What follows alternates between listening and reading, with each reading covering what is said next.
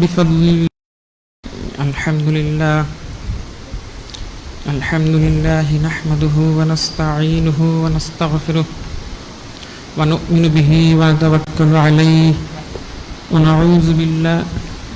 ونعوذ بالله من شرور أنفسنا ومن سيئات أعمالنا من يهده الله فلا مضل له ومن يضلله فلا هادي له ونشهد أن لا إله إلا الله وحده لا شريك له ونشهد أن سيدنا نبينا شفيعنا حبيبنا مولانا محمدا عبده ورسوله صلى الله عليه وسلم. أما بعد فأعوذ بالله من الشيطان الرجيم. بسم الله الرحمن الرحيم. يا أيها الناس قد جاءتكم موعظة من ربكم وشفاء لما في الصدور وهدى ورحمة للمؤمنين. قل بفضل الله وبرحمته فبذلك فليفرحوا هو خير مما يجمعون. إن الله وملائكته يصلون على النبي يا أيها الذين آمنوا صلوا عليه وسلموا تسليما. اللهم صل على سيدنا مولانا معدن الجود والكرم وآله وسلم. اللهم صل على سيدنا مولانا وسيلة إليك وآله وسلم. اللهم صل على سيدنا مولانا النبي الأمي وآله وسلم.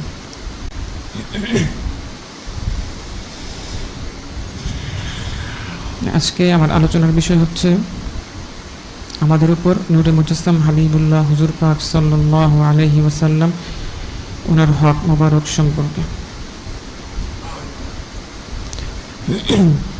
হক সম্পর্কে জানতে হলে প্রথমে যেটা জানতে হবে, হক আসলে কিভাবে তৈরি হয়।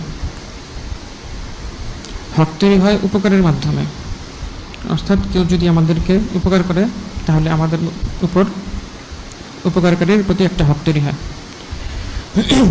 মূলত আমাদের উপর যত হক রয়েছে সব হকই এইভাবেই উপকারের মাধ্যমে তৈরি হয়েছে। সেটা পিতামাতার হক বলি, আত্মীয় স্বজনের হক বলি, পাড়া প্রতিবেশীর হক বলি, সব হকই এইভাবেই উপকারের মাধ্যমে তৈরি হয়েছে। আবার যে যত বড় উপকার করে তার প্রতি তত বড় হক তৈরি হয়, আর যে যত ছোট করে তার প্রতি তত ছোট হক তৈরি হয়। উদাহরণস্বরূপ বলা যেতে পারে, আমরা জানি পিতামাতার হকটা হচ্ছে আত্মীয় স্বজন পাড়া প্রতিবেশীর হকের চেয়ে বড়, কারণ পিতামাতা আমাদের যে উপকারটা করেছেন সেটা পাড়া প্রতিবেশী আত্মীয় স্বজনের উপকারের চেয়ে বড়। কীভাবে বড়? সেটা হচ্ছে পিতামাতা আমাদের যে উপকারটা করেছেন সেটা হলো ওনারা আমাদেরকে জন্ম দিয়েছেন। ওনারা যদি আমাদেরকে এই উপকারটা না করতেন, অর্থাৎ আমাদের জন্ম না দিতেন, তাহলে আমাদের অস্তিত্বই থাকতো না। আর পাড়া প্রতিবেশী আত্মীয় স্বজন তারা আমাদের যে উপকারটা করে সেই উপকারটা যদি না করতো তাহলে আমাদের হয়তো অসুবিধা হতো বা অনেক সমস্যায় হয়তো পড়তে হতো, কিন্তু অস্তিত্বের সংকটে পড়তে হতো না। যার কারণে পিতামাতার উপকারটা বড়, বিধায় ওনাদের হকটাও বড়। এখন এখান থেকে যদি আমরা যেটা বুঝতে পারতেছি সেটা হলো যে উপকারের মাধ্যমে হক তৈরি হয়, আর হকের মাত্রা দিয়ে উপকারের মাত্রা দিয়ে হকের মাত্রাটা নির্ধারণ হয়। এই সূত্র ধরে আমরা যদি চিন্তা করি তাহলে দেখতে পাই আমাদের উপর সবচাইতে বড় হক তৈরি হয়ে আছে নূরে মুজাসসাম হাবিবুল্লাহ হুজুর পাক সাল্লাল্লাহু আলাইহি ওয়াসাল্লাম ওনার। কারণ উনি আমাদের যে উপকারটা করেছেন সেটা আমাদের জীবনের সবচাইতে বড় উপকার। সেই উপকারটা কি? সেটা তো অনেক বড় উপকার, তবে এক কথায় বলতে গেলে বলতে পারি আল্লাহ পাক আমাদেরকে যে দোয়াটা শিক্ষা দিয়েছেন, রব্বানা আতিনা ফিদ দুনিয়া হাসানাতাও ওয়া ফিল আখিরাতি হাসানাতাও ওয়া কিনা আযাবান্নার, অর্থাৎ হে আমাদের রব, আমাদেরকে ইহকালের কল্যাণ এবং পরকালের কল্যাণ দান করুন এবং আযাব থেকে রক্ষা করুন। এই যে ইহকালের কল্যাণ, পরকালের কল্যাণ এবং আযাব থেকে রক্ষা পাওয়ার বিষয়টা, সেটাই হাসিল করার, অর্জন করার, লাভ করার ইলমটা নূরে মুজাসসাম হাবিবুল্লাহ হুজুর পাক সাল্লাল্লাহু আলাইহি ওয়াসাল্লাম তিনি আমাদেরকে হাতে কলমে শিখিয়ে দিয়ে গেছেন।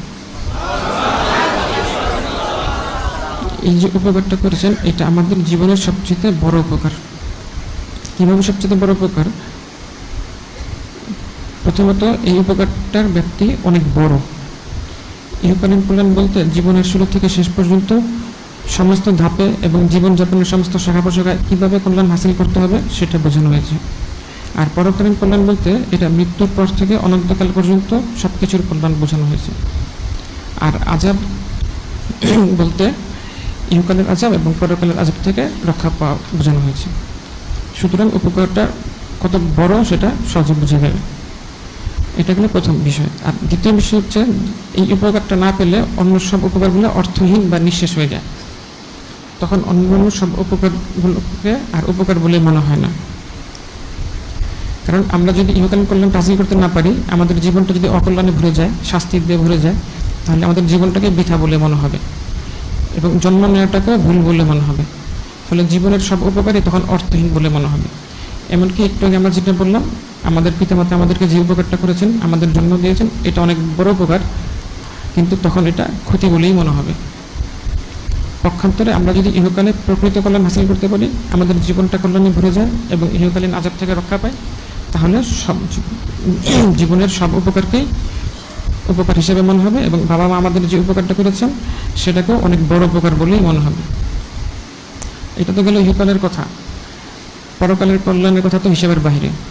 কাজেই আমরা বুঝতে পারলাম যে নূরে মুজাসসাম হাবিবুল্লাহ হুজুর পাক সাল্লাল্লাহু আলাইহি ওয়াসাল্লাম তিনি আমাদের যে উপকার করেছেন সেটা আমাদের জীবনের সবচেয়ে বড় উপকার।